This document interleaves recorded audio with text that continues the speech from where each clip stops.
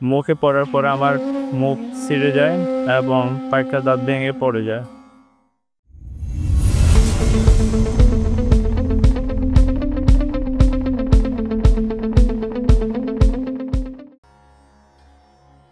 আমি আমিমুল হাসান রাফি চট্টগ্রাম পোজদারহাট সরকারি institute of health technology এর স্টুডেন্ট একজন। 16ই জুলাই যখন বৈষম্য বিরোধী ছাত্র আন্দোলনের ছাত্রদের যে মোরাদপুরে প্রোগ্রাম ছিল, ওই প্রোগ্রামে আমি সবার মতোই ছাত্রদের সাথে অংশগ্রহণ করাকালে ওইখানে পোলাপাইন আমাদের উপর হামলা চালায়।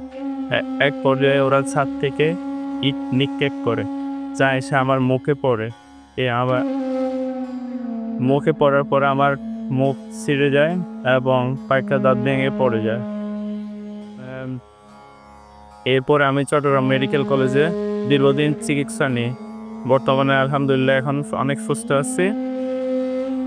পাশাপাশি আমাদের এই আজকে প্রোগ্রামে জুলাই ফেড ফাউন্ডেশন আমাদের যে আর্থিক সহযোগিতা করতেছে, এর জন্য এই ফাউন্ডেশনকে যথেষ্ট ধন্যবাদ জানাই এবং সামনেও যেন তারা আহতদের পাশে থাকে, নিহতদের পরিবারের পাশে থাকে, তাদের দেখাশোনা করে।